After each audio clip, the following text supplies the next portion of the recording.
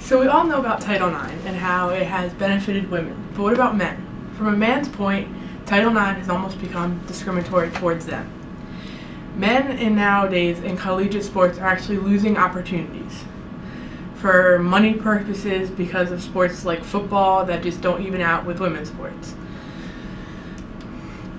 So to meet the Title IX requirements, there are three ways. You can be proportion, so it's like the percent of women at the school has to match the percent of women athletes. So if there's 53% of the school is female, 53% of the athletes have to be female. And then you have history and continuing practice, which means every year you grow in the women's sports, which isn't really a common one because after like the 1970s and the enactment of Title IX, most schools had already implemented as many women's sports as they could, besides maybe every few years adding like a women's ice hockey team or a women's soccer team or something, that a sport that's growing for that school. And then you have accommodating interests and abilities. And that means that any time that a woman wants to play a sport, that the school makes it open to her. It's not very practical in today's terms, because if one woman wants to play ice hockey, they're not going to make a women's ice hockey team. So most schools go by the proportionality rule. But because of this, and because women have now taken up so many places, but they don't match men still. With football being such a huge sport and having about 100 football players, there's no women's sports to equal that.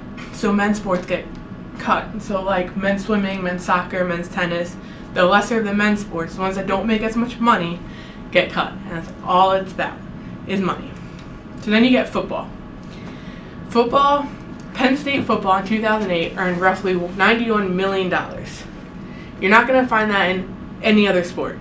You're not going to find that close in any other sport. Because of football, most sports programs are allowed to run. Football makes the money, and it gets transferred through the rest of the sports programs. You get there's up to 85 scholarships in a D1A football team, depending on their division. But 85 scholarships. Those scholarships have to be matched in female sports. Not to mention the rest of the scholarships through sports teams like basketball, baseball, hockey, lacrosse, wrestling. There's just not enough women interested in playing sports or in a sport big enough to match that. What it all comes down to is the money. There's no money in women's sports. Let's be honest. You go to a men's hockey game, it's full. You go to a women's hockey game, you get maybe 1,000 fans, including parents. There's just not an equivalent.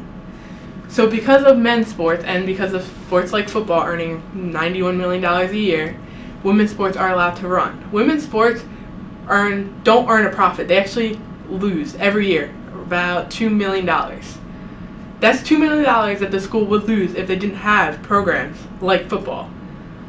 But yet, men are losing their opportunities to play soccer and tennis because women have to have equal rights. Which, for both sports, there's not equal rights. You still have women who want to play football that can't, and you still have men now who want to play soccer and can't. There's no equality, and there might not be equality soon.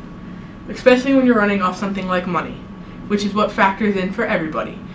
School's not going to cut a football team to keep their boys soccer and baseball and wrestling team. It's not going to turn a big enough profit. So how do we fix this? You can keep cutting programs, which just keeps discriminating against men. Or you can cut scholarships. For football, you can cut them from 85 scholarships to 65.